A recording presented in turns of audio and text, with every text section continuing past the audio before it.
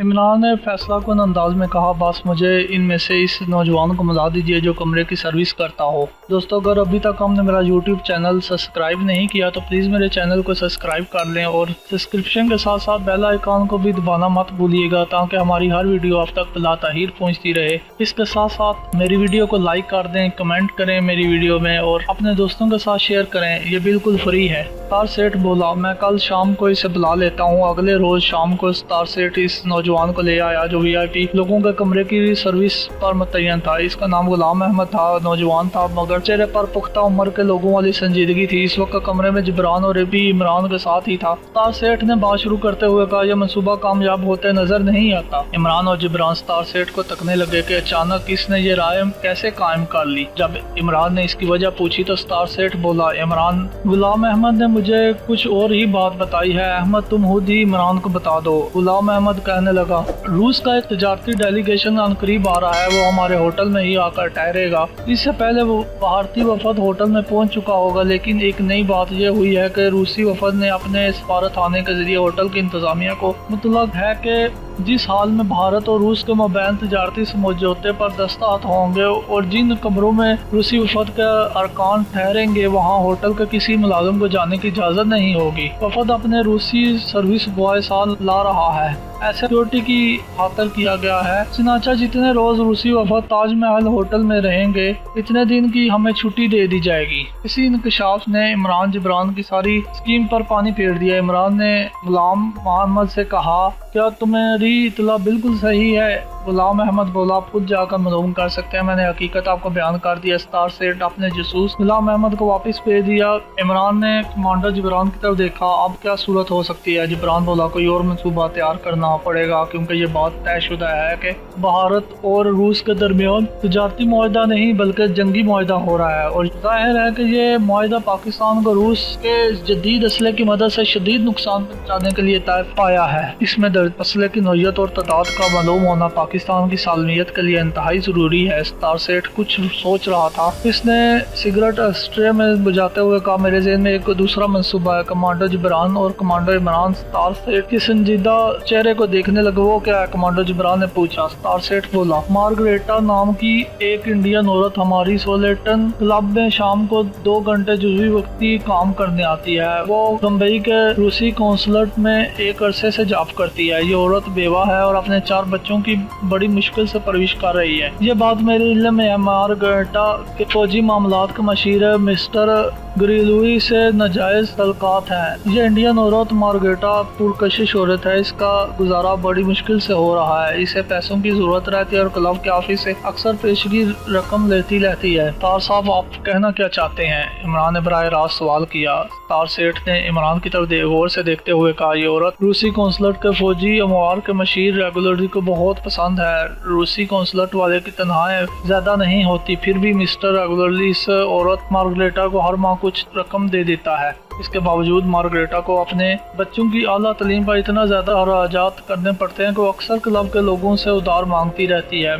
मेरी इस तंबीह का मतलब ये है कि इस औरत को खरीदा जा सकता है। कमांडर इमरान और कमांडर जिब्रान समझ गए थे कि स्टार सेठ क्या कहना चाहता है, मगर वो जुबान से कुछ न बोले और स्टार सेठ को तकने रहे। स्टार सेठ बोला, ये हो ही नहीं सकता कि भारत और रूस के दरमियान जंगी मुआहदा तय पाए और इसके मंतराजात का कौंसलर के फौजी अमवार के मशीर मिस्टर रेगुलरी को इल्म न हो, बल्कि ऐन मुमकिन है कि रूसी वफद मुआहदे की असल कापी होटल में अपने पास रखने की बजाय अपनी कौंसलट में फौजी मशीर की तवील में दे दे, क्योंकि सवारत खाना इस किस्म के सीक्रेट दस्तावेज के लिए महफूज तरीन जगह होती है। वहाँ तो कोई बाहर अजनबी आदमी दाखिल ही नहीं हो सकता। ये औरत पर मेरा बड़ा एहसान है। वो 10,000 रुपए की मेरी मकरूज है। मैं इसे मुआहदे के खुफिया मंदराजात की एक नकल मुहैया करने के वो 30,000 रुपए की पेशकश करूँगा।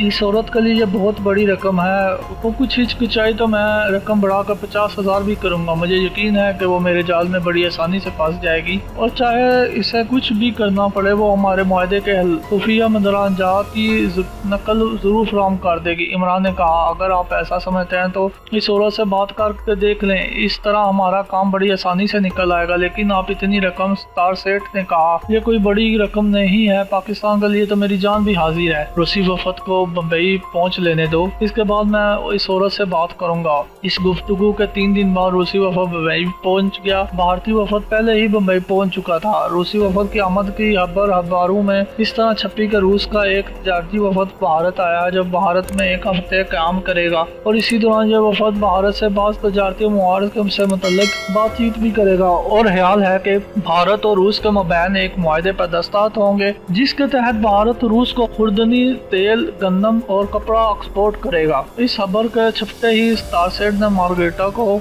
इतवार की रात एक मकामी होटल में खाने पर बुलाया और इसके आगे एक बंद लिफाफा रखते हुए कहा, इस लिफाफे में 50,000 के नोट हैं। यह रकम अब तुम्हारी मलकियत है। इसके गोश्त तुम्हें मेरा एक छोटा सा काम करना होगा। स्टार सेठ ने साफ लफ्ज़ों में औरत का अपना मुद्दा बयान कर दिया और आखिर में कहा, मैं तुम्हें यकीन दिलाता हूँ कि ये राज सिर्फ तुम्हारे और मेरे दरमियान ही रहेगा। इसकी किसी तीसरे शख्स को कानो कान खबर नहीं होगी। 50,000 पाउंड की रकम इस इत्तेकादी तौर पर ज़ेबो हाल इंडियन बेवा औरत के लिए बहुत बड़ी रकम थी। इस रकम से इसके बेशुमार मसाइल हल हो सकते थे। स्टार सेठ से इसकी कोई नई वाकफियत नहीं थी, वो इसे 10-12 साल से जानती थी। स्टार सेठ ने कहा, मजीद कहा, इस पेशकश के साथ ही तुम्हारे जिम्मे मेरे 10,000 रुपए का कर्जा भी बेबाक हो जाएगा और ये भी मेरा तुमसे वादा है। इस औरत ने एक लम्हे के लिए सोचा कि क्या वो ये काम अपने आप को महफूज रखते हुए कर सकेगी। वो ऐसा कर सकती थी, ये कोई मुश्किल काम नहीं था। इसका दोस्त और रूसी कौंसलेट के फौजी मुआरे का मशीर इस पर एतमाद करता था। इसने स्टार सेठ के आगे हामी भरी और कहा, अगर तुम वादा करते हो कि ये बात तुम्हारे और मेरे दरमियान ही रहेगी और मुझे किसी दूसरे शख्स से ना तो कोई बात करनी पड़ेगी और ना मुझे किसी के सामने जाना पड़ेगा, तो मैं ये राज अगर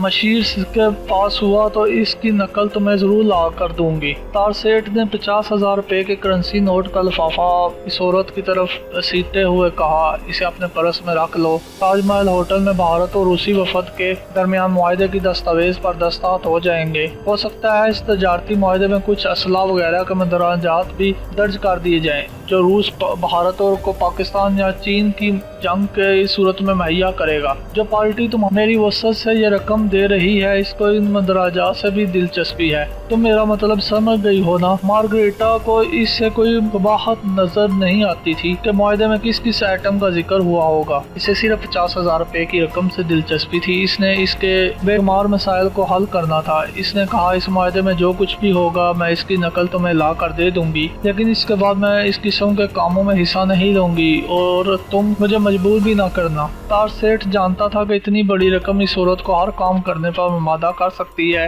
अपनी जसूसी की तवील जिंदगी में कभी कभी इन लोगों को दुश्मन के कुछ अपने हालात के हाथों मजबूर इंसानों की मजबूरियों का फायदा उठाते हुए इन्हें बड़ी रकम देकर खरीदना पड़ जाता है। ये इन जसूसों की अपनी मजबूरी होती है जिसमें इन्हें ये खतरा मोल लेना पड़ता है कि कहीं ये आदमी जसूस बनकर दुश्मन के आगे इनका पोल न खोल दे। इसका इन जसूसों के पास यही एक इलाज होता है कि ऐसे आदमी को और इस आदमी को इसके आगे इसने जुबान खोली होती है, दोनों को कत्ल करवा दिया जाए। स्टार सेठ अपने हद से इस किस्म के 2 डबल एजेंटों का इनकी पार्टी समेत कत्ल करवा चुका था। चनाचा मार्गरेटा के साथ बात करने और इस पर अपने गैर मुल्की एजेंट होने का राज खोलने से बेशतर अपने एक आदमी को तैयार कर चुका था कि अगर ये औरत ने डर कर ये राज किसी के आगे खोल दिया तो इन दोनों को कत्ल कर दिया जाए। रात को स्टार सेठ ने रेस्ट हाउस में आकर कमांडर जिब्रान और कमांडर इमरान को खुशखबरी सुनाई कि ये औरत 50,000 रुपए की रिश्वत के बाद जंगी पैकेट की दस्तावेज की नकल फराहम करने पर तैयार हो गई है। इमरान ने फौरन पूछा, क्या आपको इस औरत पर एतमाद है कि वो आपका राज फाश नहीं करेगी? आपने तो इसे अपनी चाल के पत्ते दिखा दिए हैं। स्टार सेठ ने मुस्कुराते हुए कहा, इसका इलाज भी हमारे पास है और मैंने इसका पहले से बंदोबस्त कर लिया, तुम इसकी फिक्र न करो। मुझे इतना यकीन है कि ये औरत ये काम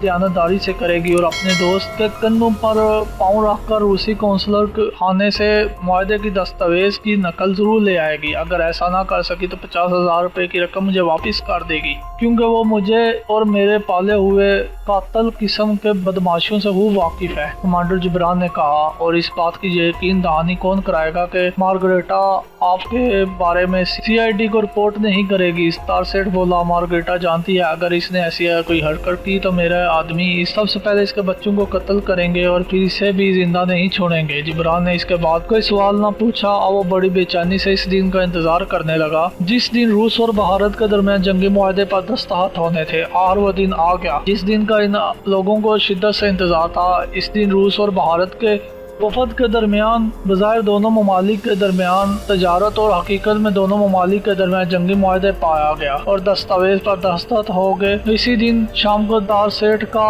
समोपोलिटन क्लब में खासतौर पर मार्गरेटा से मुलाकात की घर से गया। मार्गरेटा वहाँ पार्ट टाइम ड्यूटी देने आई हुई थी। इसे मौका पाकर स्टारसेट ने इससे कहा कि जिस दस्तावेज की हमें नकल चाहिए इस पर ताजमहल होटल में दोनों ममालिक के वफद के सरबराहों के दस्तखत होंगे। मार्गरेटा ने बड़ी राजदारी से कहा, अभी तक वो दस्तावेज रूसी कौंसलट में मंशीर के पास नहीं पहुंचे। मैंने आज पता करा लिया था, मेरा ख्याल है कल तक पहुंच जाएंगे। इसके बाद मैं किसी न किसी तरह इसकी एक नकल हासिल करने में की कोशिश करूंगी। स्टारसेट ने कहा, कोशिश नहीं मेरी जान, तुम्हें ये काम हर हालत में करना होगा। मार्गरेटा ने स्टारसेट की तरफ नजर झुकाकर कहा, ये मैं अच्छी तरह से जानती हूँ स्टार, तुम्हें बताने की जरूरत नहीं है। स्टारसेट ने सिगरेट लगाया और क्लब की बार रूम में की तरफ चल दिया। मार्गरेटा को मुआहदे की दस्तावेज की नकल हासिल करने में 3 दिन लग गए। इस दौरान रूसी वफद इंडिया के तरीही मकामात देखने की घर से आगरा और फतेहपुर की तरफ जा चुका था। मार्गरेटा ने स्टारसेट को फोन पर कहा, स्टारसेट आज शाम क्लब जरूर आना, मैं अपनी सालगिरह की पार्टी दे रही हूँ। स्टारसेट समझ गया कि मार्गरेटा ने काम कर दिखाया है, वरना मार्गरेटा ने आज तक कभी अपनी सालगिरह नहीं मनाई। स्टारसेट ने यह बात कमांडर जिब्रान और इमरान को भी बता दी कि मार्गरेटा ने दस्तावेज की नकल हासिल कर ली है और आज शाम क्लब में लेकर आ रही है। स्टारसेट शाम को खुद भी गाड़ी चलाता क्लब पहुंच गया। मार्गरेटा क्लब के काउंटर के पीछे बैठी टाइप कर रही थी। इसने स्टारसेट को देखा तो मेज के दराज के एक खाने में से अंग्रेजी की एक किताब निकाल कर स्टार की तरफ बढ़ाते हुए कहा, शुक्रिया स्टारसेट, मैंने ये नावल पढ़ लिया, बड़ा दिलचस्प नावल था। अब कोई और किताब इसी मुसन्नफ की लिखी हुई जरूर ला कर देना, मुझे इस आदमी का स्टाइल बहुत अच्छा लगता है। स्टारसेट ने देख लिया था कि अंग्रेजी के मोटे नावल के अंदर एक लिफाफा मौजूद था जिसके किनारे जरा बाहर निकले हुए थे। स्टारसेट ने अंग्रेजी का नावल बगल में दबाया और मार्गरेटा का सर यूं ही 2-3 बातें करके क्लब से निकलकर अपनी गाड़ी में बैठा और सीधा रेस्ट हाउस की तरफ रवाना हो गया। आगे जाकर इसने गाड़ी एक तरफ अंधेरे में खड़ी की, अंग्रेजी का नावल खोलकर अंदर से आकी रंग का लिफाफा निकाल कर खोला। इसमें एक फुल स्केप कागज तय करके रखा हुआ था। यह मुआहदे की दस्तावेज की फोटोकॉपी थी। स्टारसेट डैशबोर्ड की बत्ती रोशन करके दस्तावेज की फोटोकॉपी पढ़ने लगा। इसने 2-3 बार दस्तावेज के अंग्रेजी के मुतय्यन तजारती शराइत और मंदराजात को पढ़ा। तो दोस्तों, ये थी हमारी आज की कहानी। उम्मीद करता हूँ आपको जरूर पसंद आई होगी। प्लीज़ मेरी वीडियो को लाइक करें, कमेंट करें और अपने दोस्तों के साथ ज़रूर शेयर करें और साथ साथ मेरे चैनल को भी सब्सक्राइब कर दें। सब्सक्रिप्शन के साथ साथ बेल आइकन को भी प्रेस कर दें ताकि हमारी हर वीडियो आप तक बिलाताहीर पहुंचती रहे। दोस्तों, अपना बहुत सारा ख्याल रखिएगा, अपने प्यारों का ख्याल रखिएगा। इंशाल्लाह हम अगली वीडियो में मिलेंगे, तब तक के लिए अल्लाह हाफिज।